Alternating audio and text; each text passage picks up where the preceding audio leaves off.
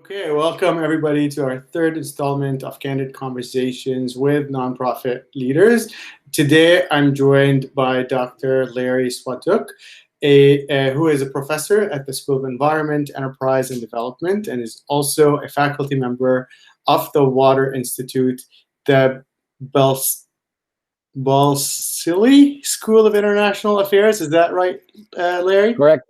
And is a cross appointed to the School of Planning and the Department of Geography and Environmental Management. Dr. Swatuk's research focuses on the political economy of natural resources, with a particular focus on freshwater governance and management in the Global South.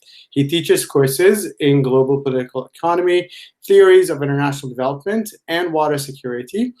And Larry is also associate editor of the open access journal Water Alternatives and a founding member of the Environmental Peacebuilding Association. So Larry, thank you so much for being here.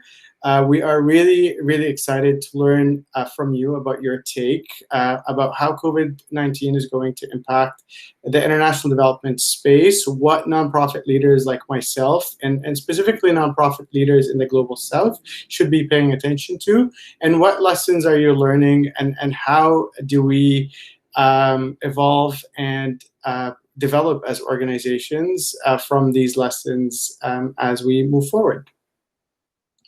Right. I look forward to it. So Larry, would you give us a bit of an introduction about you, and maybe just give us some information about why are you involved in this extremely messy, extremely complex, and yet extremely attractive space of international development? Yeah, sure. We have to go back quite a few decades to tell that story. But let me just frame it by a phrase called social justice. So I'm in the space largely through a social justice and advocacy lens. So and it goes back to when I was an undergraduate student myself. And I worked on campus for the anti-apartheid movement, in Canadian across Canada, and so that was more or less my introduction to the rest of the world and the issues that were faced, others were facing, and that led me then to go with an organization called Canadian Crossroads International to Lesotho in 1984. For 6 months, where I worked at an agricultural college and did some usual things that young people do in those spaces, and that is more or less my entry point. And what you find is that, like most of us who are engaged in this space, that having gotten out of your own cultural milieu, and live for an extended period of time somewhere else somehow changes you fundamentally. It gets into your blood, and somehow you become, people look at you and they think that you are who you were before you went away, but actually you're not. You're different. You're much more engaged with the world, with the questions of social justice, and you're better able to see it, I think, from the non-privileged, non-dominant white Western middle class side of things, if you're a critical and reflective person. So and then what do? Then you have to stay engaged. Like, there are no options, right? If you believe in social justice, you have to stay engaged, and that's how I got involved. And one thing led to another, and here I am at the University of Waterloo, where I was hired to build 2 programs in international development. That's awesome. So tell us a little bit about your work, what you're doing at the University of Waterloo, and then also how that's being changed right now with COVID, and what were things like before COVID, and what are things like now for you? Yeah, that's a great question, and things are, let's just say, they're highly unsettled, right? And we are learning. We are in some ways building the boat while we're sailing it, trying to figure out what we are doing. What I do at the University of Waterloo in particular is I'm we used to have a position called the directors of international development programs, but now we are facilitators, I suppose you would say. It's a different kind of management structure. And as the facilitator or coordinator of the program, it's up to me and our team to, deliver the courses, but also to deliver the courses in a way that that are meaningful for everyone. Our programs are heavily populated by international students, especially at the graduate level. And so, so what happens is, like pre-COVID, we have an undergraduate program in international development where students are primarily from Canada. Many of them are first-generation Canadians. And we have a graduate program, Masters of Development Practice, which is teamed up with 40 universities around the world. And that is mostly international students for whatever reason. Predominantly 90% of our students who take this program are from outside of Canada. So they're very different compositions of the student body. The focus of our program is practice. So it's theory, it's concepts, but it's also practice oriented. So the undergrads in general are very much engaged locally, but also globally. And in their fourth year, they would normally go out for 8 months on a field placement, and the postdocs, or sorry, the postgraduates would go on a more kind of consultancy oriented, project oriented 3 months in their at the end of their first year. So experiential learning is a major aspect of our educational programs, and experiential learning involving travel and cross-cultural learning and all of that. And it's and that's our bread and butter, and that's how we hope to build a fairer, more just and equitable world. And enter COVID now. Travel restrictions are everywhere, and we are scrambling to figure out what do we do now in a meaningful way, where the one of the main legs of our chair has been pulled out from under us. It's absolutely it's transformative in a way. It's forcing us to think deeply about, okay, how do we build global citizenship? How do we make students who are passionate about social justice and who are advocates and have this desire to be in cross-cultural settings? How do we get them to how do we deliver on the promises? And it's not clear. So we've really had to rethink. We've had several meetings. We have a cross Canada organization where the program heads got together and compared notes. We got together with our cohort across the world in the master's program to compare notes as what we're doing, and it's really changed things in a dramatic way. Now, I'll stop there. I can go on and talk about what we're doing, but maybe you have a supplementary question. Yeah, I think one of the questions that I have right now is, because you live in such a complex ecosystem of global partners, students, these long-term and short-term consultancy international placements that you were doing, and that's life for us at Venture to Impact. From a social justice point of view, we're like, how do we transfer skills from some of the smartest people in the world, from Apple, Google, Microsoft, whatever, to communities that need those skills but can never pay for them or access them? And before, the answer was consultancy-based, face-to-face international development trips. And now we're trying to learn, what does that look like? But then at the same time, when COVID's making the world more unequitable, for sure. The countries who will feel it the most are the global South, from an economic perspective, from just lots of hardships are going to come because of COVID. And at some point, we're going to need to go back and travel and support some of the communities who are most impacted by this pandemic. So how are you thinking about that? How are you maintaining relationships right now with these global partners? How are you supporting them? How are you continuing to be a part of that ecosystem without necessarily delivering the same kind of programs that you used to deliver in the past? Right. So there's a number of different ways to answer that question, depending on from whose perspective I'm looking at it. Right. So it's probably least, I don't know if my head of school would like me saying this, but I think it's least complicated for us at the university level, because youth are, they're comfortable in this interface, right? So so they can't go, they can't. Interface. That's right. They can't. That's right. They can't physically travel at the moment, but they're totally comfortable with this kind of thing. And so what I find, in the programming among the sort of the upcoming generation of social entrepreneurs or development practitioners, is that they are able to partner with our partners in a way that it responds to things like, gap filling. They have,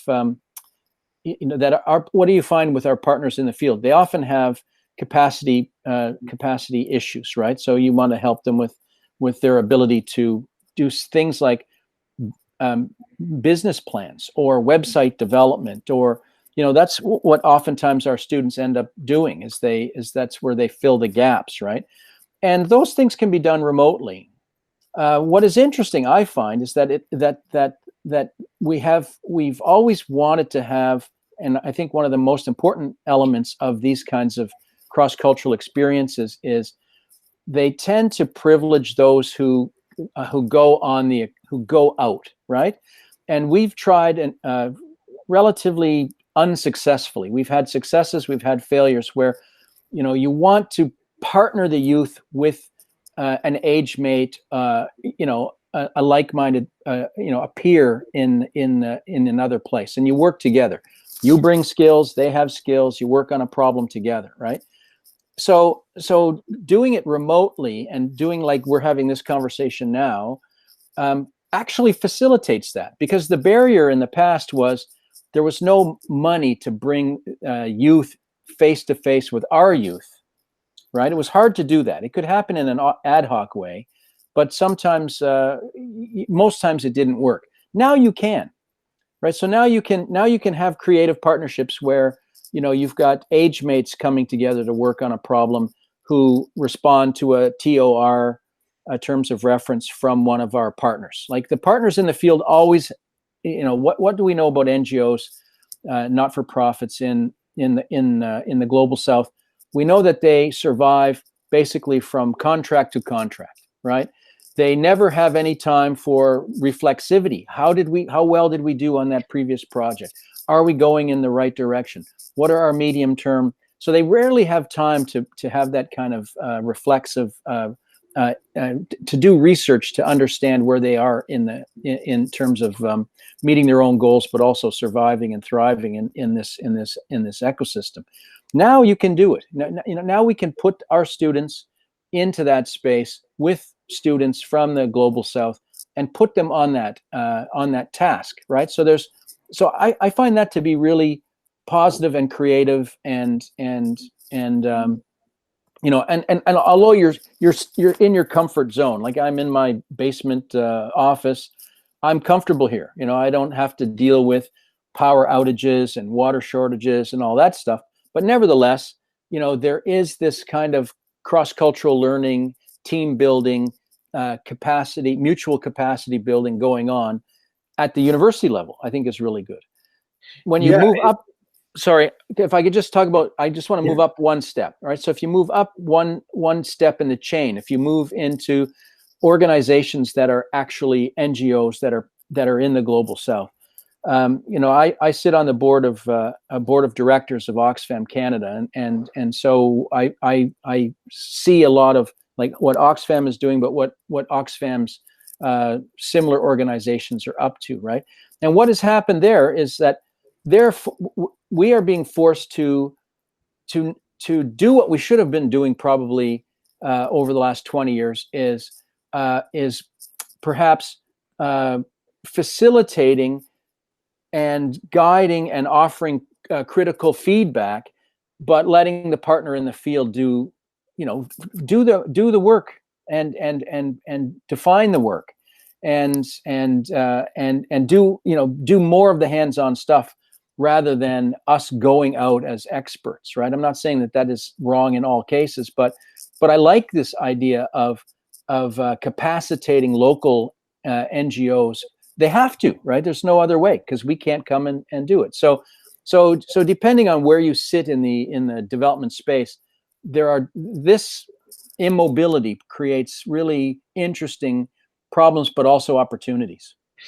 Yeah, that was actually one of my kind of takeaways from this pandemic. Is venture to impact traditionally spent about 80% of the time serving the end beneficiary, the young single mother, the orphan that's coming out of the orphanage system, or whoever the end beneficiary is, and about 20% of the time developing the staff that are with this end beneficiary day in and day out, doing the development work when we're not on the ground. And then now, in my mind, that formula needs to be overcorrected, where at least staff investment needs to be at least 50%, where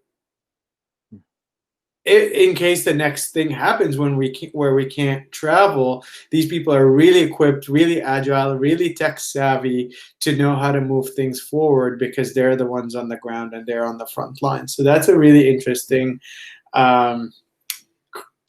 thinking from your perspective. I'm curious, just with all the opportunities that this creates to really support the international organizations in the global south. Have you been experiencing, like, I know when we chatted to an organization in Uganda, they just had issues with power and connectivity and devices and just like limitations in those things, and that really kind of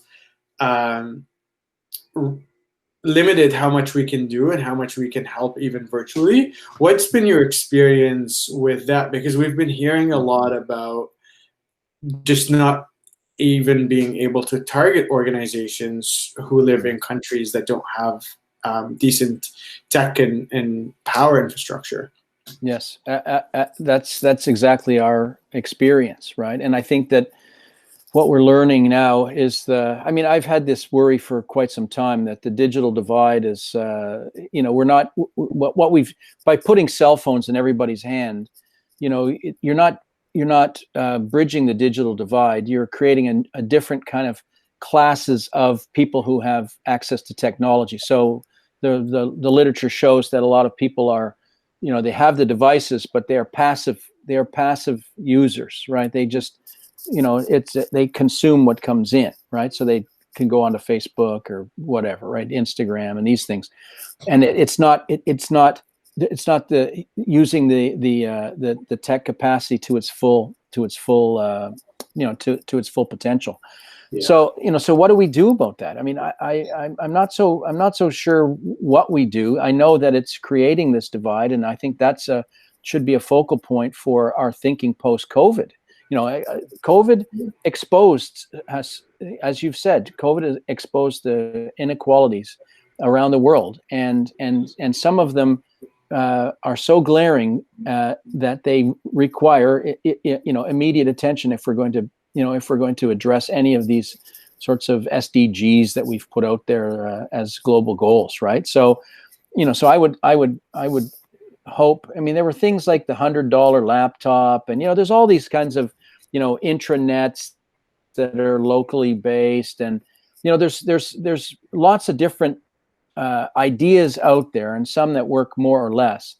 WhatsApp groups, right? So, for example, I'm about to teach a course that involves students in Senegal and students in different universities in Southern Africa, and we're going to use WhatsApp.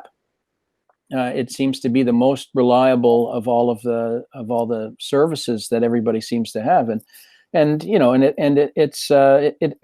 not perfect, but if you want to get together and have a conversation, it's perfectly suitable, right? So there are, and I think that might be an interesting research is to investigate the workarounds that are on the ground in Latin America, in South Asia, in Sub-Saharan Africa. That so these problems have been created by COVID, communications problems, face-to-face problems. There's obviously all kinds of creative workarounds going on, and I don't know if we have a really good handle on. I know our university haven't even thought about this, but it would make sense. If we're stand to lose all of our international students because they can't come to Canada, how do we then get to them and encourage them to stay with us, right? So I don't know that we have those. I don't think that we understand those platforms. We just take them for granted, right? That Microsoft Teams and Zoom and all these things we just take them for granted. And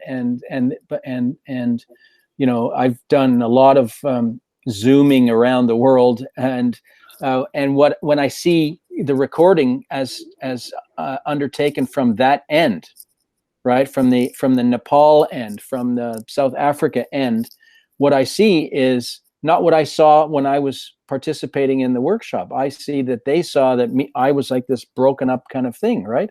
So these are issues that we need to pay more attention to. I have no answers, but I have lots of ideas. And that's a perfect segue, because that's really where I want to talk to you about. I mean, there's no shortage of challenges and opportunities at this time. And so when you look at where we're at and everything that's behind us and ahead of us, where do you focus your time now as a professor at a university, as someone that's really involved in social justice, civil society, in international development organizations?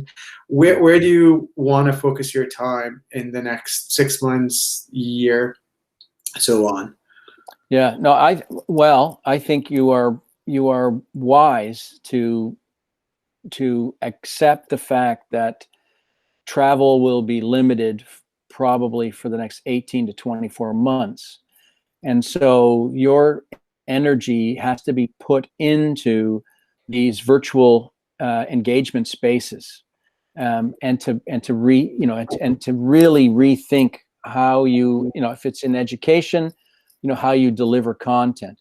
If it's in practice, how you link with your partners to exchange the capabilities that need to be developed, and so on, right?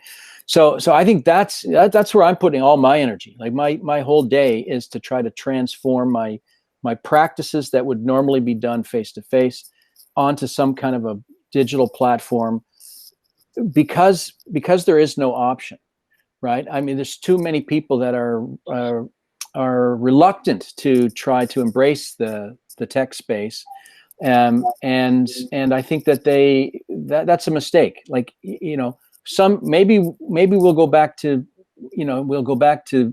a new normal of some kind, right? But at the same time, I think it's worth our time to explore the capacity of this, right? So so many NGOs that have experiential learning for young people are in a mad scramble to how they survive, right? But maybe that's the right thing to do. Maybe you should be pushed to the edge to think about what it has been that you have been delivering, right? There was the big controversy over the Trudeau government trying to give $900 million to roll out a Canadian program. Why? So I mean, I think we need to really think deeply about the organizations, their goals, and so on and so forth, and what the capacity. So I'm embracing the. I don't like it, but I'm embracing it, because I think we're going to learn a lot from it. It's going to change the entire work world. Right, you're going to see. I mean, look, Google and these guys, Apple, are basically work from home. The entire the entire, ecosystems of Seattle and California are going to be changed because those big places where everybody congregated are not going to exist anymore. And maybe that's a good thing, right? So why should we be any different in the development sector, right? I think we need to really think deeply about our terms of engagement, why we engage, how we engage, what are the benefits of the old models, and what are the potentials for new forms of engagement. I think that I really feel that there's potential for empowerment in the South, given bandwidth, but empowerment for the South due to our immobility, right? We can't go out. We can't have a nice, holiday. I used to, when I lived in Botswana, I lived in Botswana for 11 years. I lived in sub-Saharan Africa for 14 years. And I used to oftentimes be invited to places like Germany and Sweden to advise governments. And I used to always say, because I could say it as a foreigner, I could say to them, you only ever come to Africa in the northern winter, right? And it's one-way traffic. You go out and nobody comes back, right? That's not development. That's something else, right? So now that we can't move, we can reflect on these programs, these projects, these practices, and explore new ways forward. And I would hope that we could draw the South into the conversation, right? To find out seriously what it is that the challenges that they face now. Is it better perhaps that we're not there, right? You know what I mean? Because we're not underfoot. Maybe it's maybe there are advantages. So we have to have that open conversation, not to try to say, how do I survive, or what, a woe is me, but to say, look, here's a new opportunity. Let's engage in a conversation and let's try to figure things out. If you're seriously interested in social justice and environmental sustainability, you owe it to yourself to be critical and to embrace the opportunities the crisis throws up for us. And to build on that, what are your recommendations for leaders in nonprofit organizations, whether it's here at home or in the global South? What should they be thinking about? What should they focus on? Do you have any thoughts around that? Well, so I would say, comparative advantage is the one thing that everybody needs to think about. What is it? If development, what do we mean by development? If we mean by development a fairer, more equitable and sustainable world, let's just take it as simple as that, right? If that's what we're interested in, what is your comparative advantage, right? So there's and I think you would get uncomfortable answers, because what will be revealed in much of the experiential learning, experiential education field within international development is that much of what is on offer has nothing to do with development. It has very little to do with cross-cultural learning, and everything to do with young people having an experience, self-development, right? It's very much self-development oriented, and the NGOs are pandering to that kind of market, right? So I think we're going to end up with some focus has been for way too long a transformative learning opportunity for the young person or the North American person, and the international organization is the ecosystem where that happens, rather than an equitable knowledge sharing. Absolutely. So there's research out there. My colleagues at the University of Ottawa and Dalhousie have done a lot of research that shows that we know that if you go overseas for less than 8 months, you are a burden to the receiving organization. We know that, and yet almost everybody sends the students out from anywhere between 3 months to 3 weeks to 4 months, right? Right. Now there are different kinds of models, right? There are really useful models where an organization targets a problem, you find a professional who has that skill, and it's like you respond to a TOR, and off you go, and you can do it in 3 weeks, 6 weeks. Based, right, yeah. right. So I'm not just broad brushing, right? Sure. But the general evidence is that these short-term things are good for the person who goes, but are add very little value for everybody in the global south. And we need to this is going to force us to rethink that, right? You know, what are we really doing? And I honestly hope that I don't hope it kills these programs. What I hope it does is it, like I said, with the being able to have an age mate online at the other end right now, because it's cheap, it's economical, right? You don't have to find them housing, move them across, you know, you can just come together online, right? You know, maybe this will help us rethink that model of peer-to-peer education, right? Rather than trotting out, 20 kids into a Honduran rural area, handing them a hammer. They've never had a hammer in their hand in the past, and say, build a school. Like, come on. Yeah, it's the worst nightmare, and that has to stop, right? So, I really, I'm not saying these things should end. They need to be revisioned, reimagined. And I think that this immobility of body, but massive mobility of like we could have right now, we could have 50 different countries on this line right now.